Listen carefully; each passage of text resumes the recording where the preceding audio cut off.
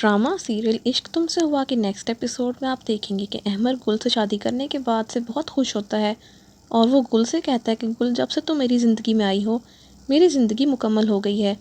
तुमसे पहले मेरी ज़िंदगी में एक कमी थी जो अब तुम्हारे आने से बिल्कुल पूरी हो चुकी है। गुल ये सुनकर बहुत खुश होती है और कहती है, तुमने मनाया मुझे इतना था कि मैं इनकार ही नहीं कर पाई तुम्हें, लेकिन मैं तुमसे सिर्फ इतना कहना चाहती हूँ अहमर कि मेरे बेटे से कभी सौतेले बाप जैसा सलूक मत करना। तो अहमर कहता है, गुल तुम ये सोचना भी मत कि मैं कभी ऐसा करूँगा। असद हम दोनों का बेटा है, मैं उससे बहुत प्यार करता हूँ।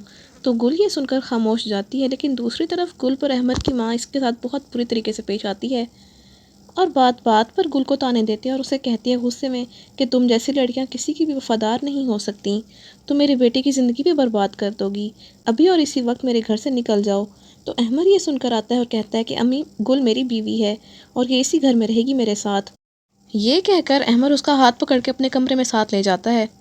दूसरी तरफ पिंकी को ये डर है कि नफीस की माँ को इस पर शक हो चुका है कि वो माँ नहीं बनने वाली, और अगर ये सच सामने आ गया तो ये घर और आसाइशें सब कुछ उसके हाथों से निकल जाएगा।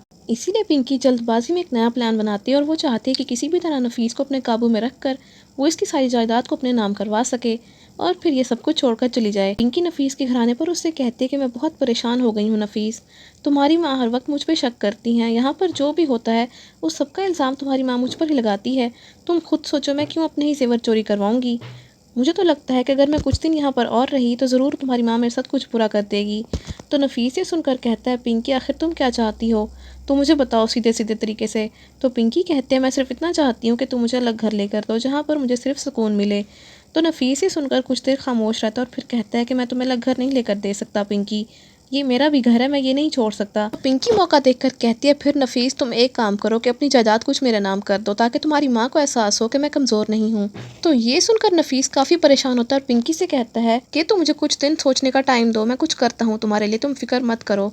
तो आप सबको क्या लगता है इस कहानी में कौन सा नया मोड़ आएगा, कॉमेंट्स में ज़रूर बताइएगा।